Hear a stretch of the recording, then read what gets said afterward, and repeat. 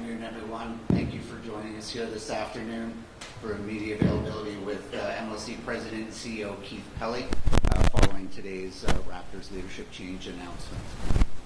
Immediately following Keith's opening remarks, we'll open it up to questions from the audience, and will be mics on either side of the room there, so please just raise your hand. We'll identify the reporter to ask the questions, and Phil and Josh will bring the microphone to you. With that, I'd like to turn it over to Keith Pelley. Okay, thanks, David. Good afternoon, everyone, and thank you for joining us. I apologize for a Friday afternoon of a long weekend, but I felt that, and I felt the need to come and see you all face to face and have a discussion about our announcement earlier today. Today's not an easy day, but as you know, change is never easy. Masai Ujiri has had a monumental impact on the Raptors and on our community during his 13 seasons with this organization.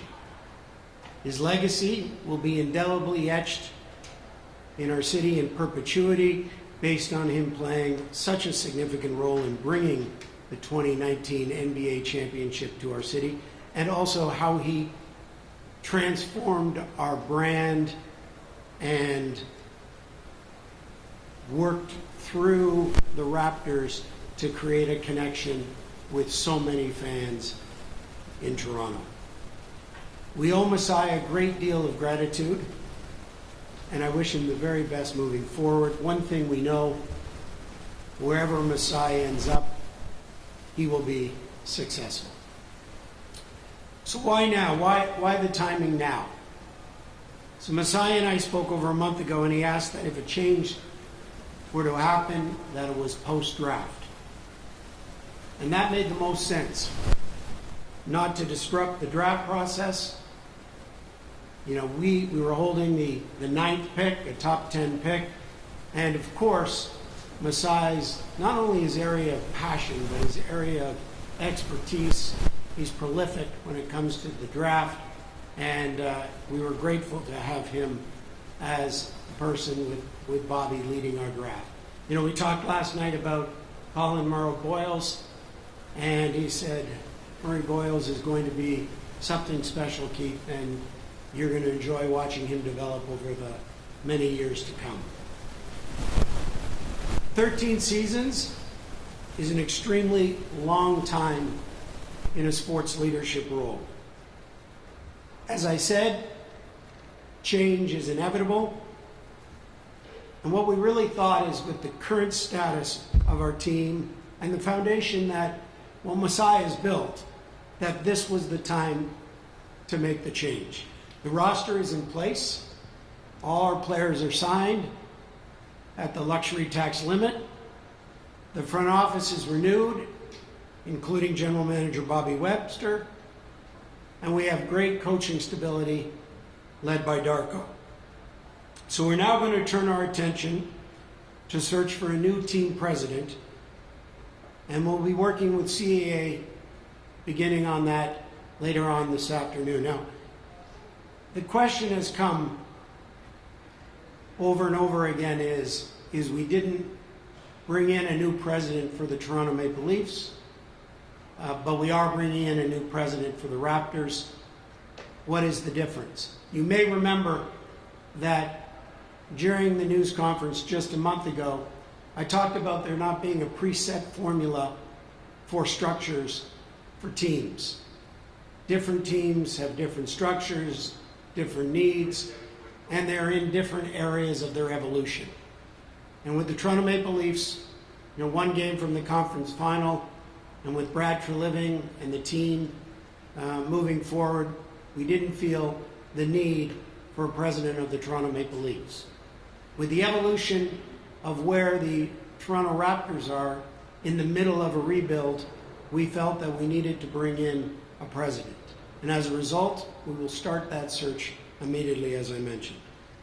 So once again, I want to thank Masai for incredible 13 years, a brilliant journey, and congratulate him on all his success, and most importantly, for winning a championship and creating a culture and a brand and really an organization that, and a foundation that it is our job now going forward to build upon.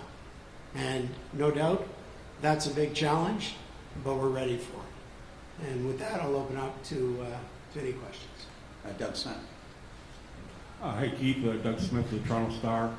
What do you hope to find in a new president that you don't have in the president that just left?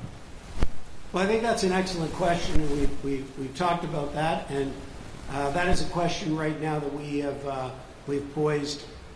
Not even a question, some of the answers and some of the thoughts, and although they were confidential, that we've discussed with CAA.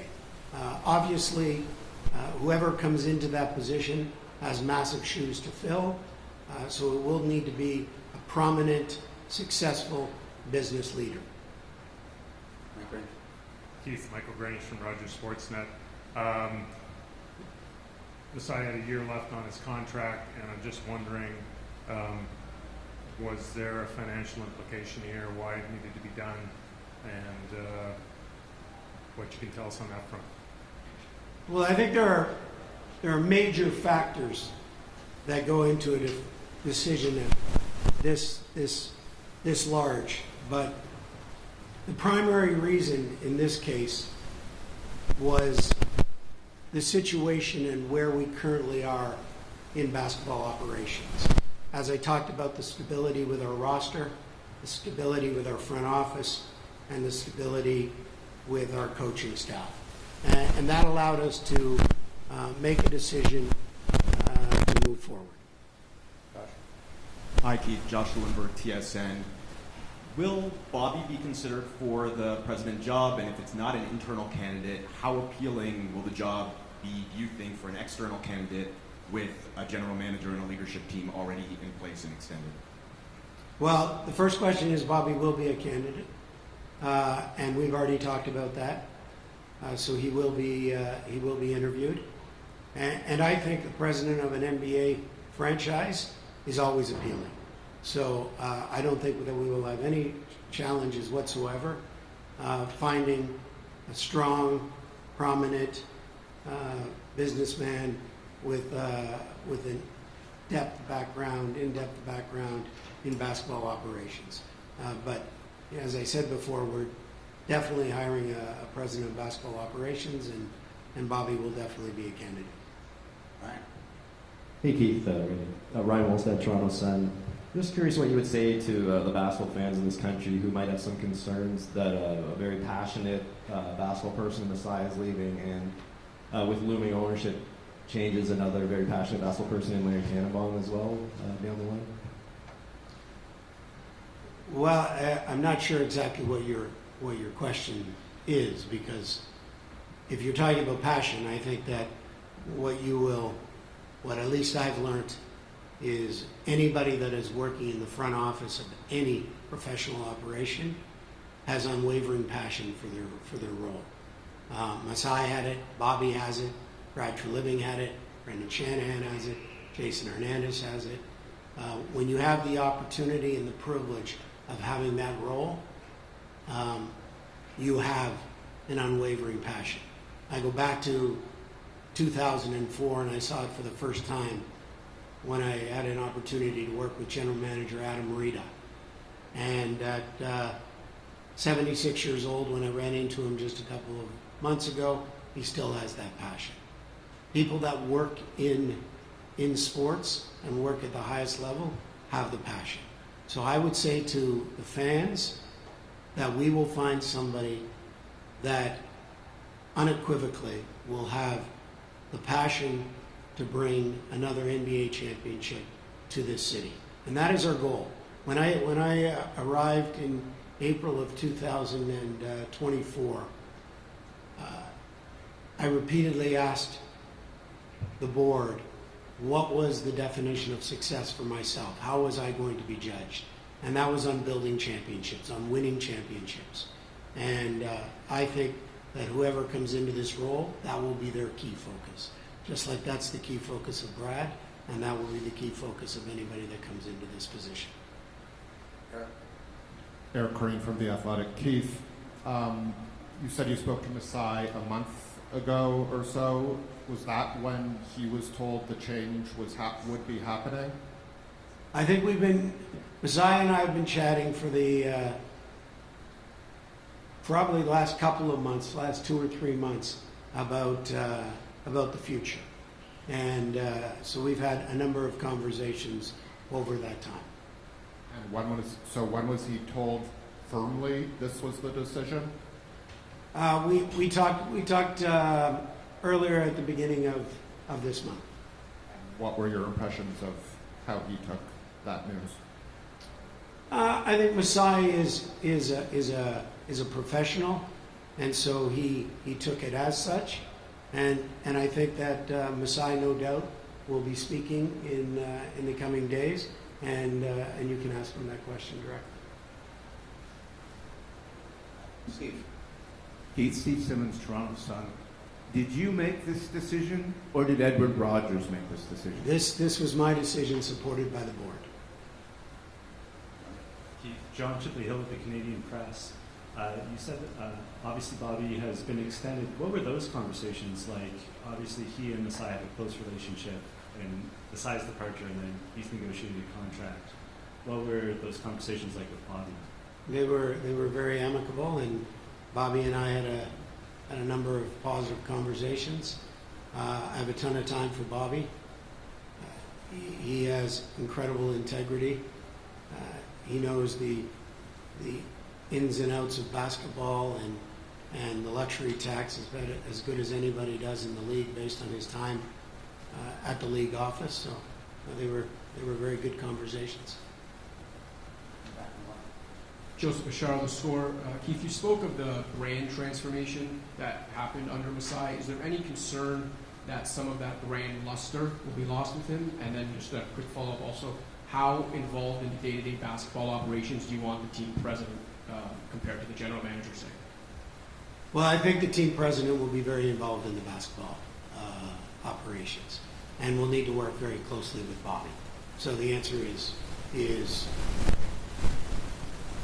his or her focus will be 100% on basketball operations. We have a number of centers of excellence based on the plethora of teams that we have. So him worrying about commercials or tickets is not going to be a priority. It will be focused entirely on basketball operations. What was your first question again? About you mentioned the brand transformation that took place. Oh yeah. Well, you know, yeah, let's give Masai tremendous accolades for creating a brand and a culture. But the testament to that brand and the testament to a culture is how it lives once that individual is gone. And I believe that the culture and the brand that he has created will flourish because that's the way that he would have wanted it to flourish. But when you create a brand, when you create a culture, if it is mitigated when that individual is no longer involved, then the culture and the brand has not been created in the right way. And I believe that the way that he has built the brand and the way that he has created the culture is something that we, as an organization at MLSE, cherish and need now to build upon. And that will be something critical for the next president coming in. Keith, Adrian Gabriel, CTV National News. Keith, you're in the business of winning. What has led you and the board at MLSE to believe that the Raptors are better positioned to win without the side than with you? Well, I think winning is very difficult, and it's hard. And you know, when you think about it, there's 30 MLS teams, there's 30 NBA teams, there's 32 NHL teams. That's 3 chances out of 92 teams. So winning is hard regardless. So you have to have every piece of the puzzle. And I can't unequivocally answer your question right now because I don't know the answer. But as I said, change is inevitable, and sometimes getting in front of it is is necessary, and we just seized the opportunity at this particular time with where we are in the evolution of the rebuild to make a move that hopefully now will build on what is a real young, aggressive team that Bobby and Masai has built, and a foundation that he has built. And so somebody is coming in the midst of a rebuild and will hopefully expedite that and bring us to a new level quickly. Hi, Keith. Aaron Rose on SI. It sounds like you guys were happy with Masai being in charge of the draft, and it sounds like you're happy with the direction of the rebuild and the retool. So I'm struggling to understand why it was felt like it was needed to make a change given your happiness level with the rest of the roster. Well, I think the discussion with Masai and is a discussion that is obviously private between the two of us. But the fact that he led the draft shows Masai's integrity and our trust and belief that he always and will always have the best interest at heart for the Raptors. I can't say it any more times than there are many factors that came into this decision, and the timing was right to make a change.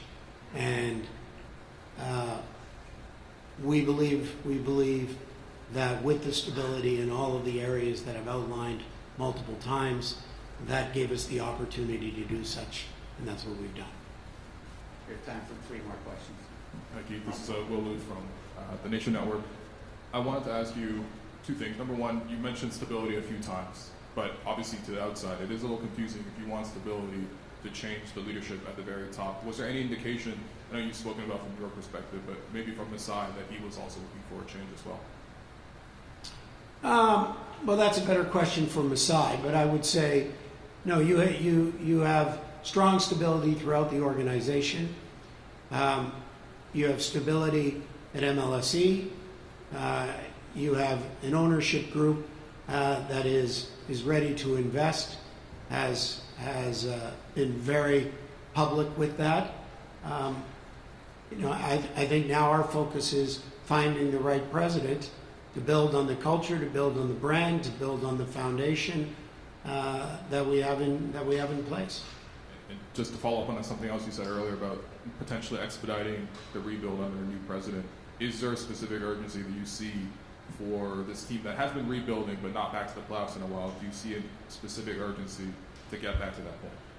I think the urgency is to find the right person, right? So we are not, if we are able to find the right person next week, fantastic. If that is next month, that's okay too, and if it's in 2 months, that's okay. That's our number one priority, is finding the right person that can get us back to contending and winning championships. And that is a luxury that we have based on the likes that we have Dan Tolzman as our director of player personnel, that we have Bobby Webster in the general manager role. And that gives us the flexibility that we need. But we're certainly not going to rush into anything just so that we have a president. But if it happens quickly, it happens quickly. And if it takes 2 months, it takes 2 months. Adam Luscaris from Daily Hive. You've been in this job for a little bit over a year now, and a lot of your press conferences have been ones like this. They've been hirings, they've been people being let go. I'm wondering, what sort of legacy do you feel like you've built so far in your little time here, and what do you want your legacy to be sort of whenever you're done with this job? Well, I don't believe in a legacy for myself. I believe legacies belong to the likes of Winston Churchill and Shakespeare. They don't belong to Keith Pelley, the CEO of MLSE. My role is to do the best I possibly can and to contend for championships on an annual basis. We have 4 teams. It's obviously a little easier to do such with the Canadian Football League, but the other 3 teams, it's tough, it's hard, and I'm committed to it, to building the right culture and the right competitive players to contend and to win championships. And that's the way that I'll be judged, and that's the way that I should be judged. And in order for that, then you have to be prepared to make some tough decisions. You have to be prepared to make change. Change is hard. It really is hard. And this decision today is hard. It's a tough decision. But I think it's the right decision for the Raptors at this time. And I will continue to make decisions that I think are right for the organizations that put us in the best opportunity to win. Keith, Michael Grange from Sportsnet.